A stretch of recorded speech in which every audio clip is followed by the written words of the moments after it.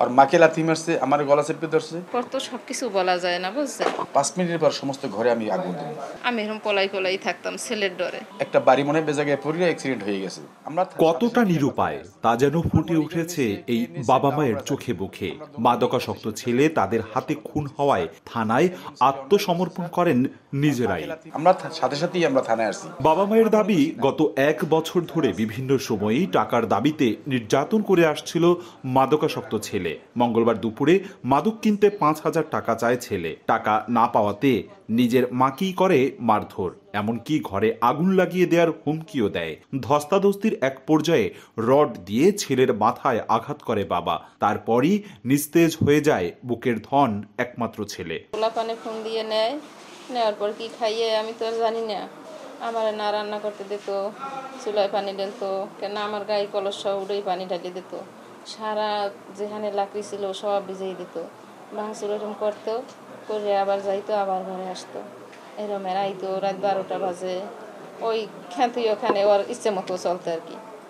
আর তো যা করার মালাকে ব্যবহার করতো সবকিছু বলা যায় না, বুঝছেন। ছেলেরে ডরাই যদি চলা লাগে। রাত রইলে ওই স্বামী বাজারে যাইতো, আমি মানের বাসায় বসে থাকতাম। আবার রাত্রে স্বামীর লগে আবার বাসায় আইতাম। আবার সকালে স্বামী যাইতে আবার আমি মানুষের বাড়ি দুয়ারে কয়দিন থাকা যায়। আমি এরকম পলাই থাকতাম ছেলের ডরে। পলাই থাকার কারণে ওই বাবায় আইতো, ফোন দিত, কইতাম আমি বসেন আমি রান্না করি। আর হে না বসলে রান্না করতে পারতাম না, খাইতে পারতাম না আমরা কেউ। এইভাবে দিন অনেক চলে গেছে। তারপরও সহ্য করছি। ছেলে ভালো হইবি এনে আল্লাহর কাছে বলছি, কত নামাজ পড়ছি, আল্লাহর কাছে বলছি আল্লাহ আমার সন্তানটি ভালো বানাই দেন।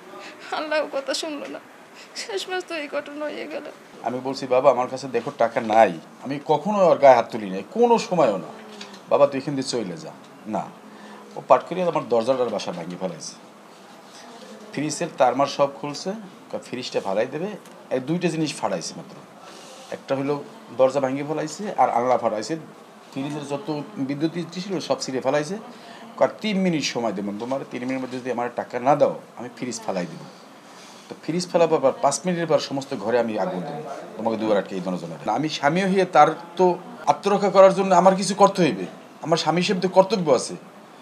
আমি তার একটা পাশেই একটাই ছিল, একটা লাঠি এই রডের মতো ছিল, পাইপ, প্লাস্টিকের পাইপ না, ওটা মনে হয় লোহারই পাইপ। আমি মনে অজান্তে 2টা বাড়ি দিছি তারে, 2-3টা। একটা বাড়ি মনে হয় বেজায় পড়ে অ্যাক্সিডেন্ট হয়ে গেছে। বরিশালের বাকেরগঞ্জ পৌর শহরের সাহেবগঞ্জ নিজ বাড়িতেই ঘটে হত্যাকাণ্ডের এ ঘটনা। তদন্ত সাপেক্ষে আইনি ব্যবস্থা নেয়ার কথা জানায় পুলিশ। হাসান ফোর্স করছে 5,000 টাকার জন্য চার্জ, সেই টাকা দিতে পারবে না বা দিতে অস্বীকার করায় সে তার প্রথমেই তার মাকে মাইটে শুরু করছে, মাইটপিট যেটা করে। তখন তার বাবা এই তার স্ত্রীকে তার ছেলের কাছ থেকে বাঁচানোর জন্য যে আঘাত করছে, এই আঘাতের কারণেই সে গুরুতর অসুস্থ হয়ে গেলে হাসপাতালে নেওয়ার পরে তাকে মৃত্যু ঘোষণা করে। তো এই বিষয়ে আমরা তদন্ত করে, মামলা হচ্ছে, তদন্ত করে আরও বিস্তারিত আমরা এই বিষয়ে জানাতে পারবো বা তদন্তপূর্বক আমরা আইনগত ব্যবস্থা নেব। নিহত মাদকাসক্ত ছেলের নাম হাসান গাজী, বয়স 18 বছর।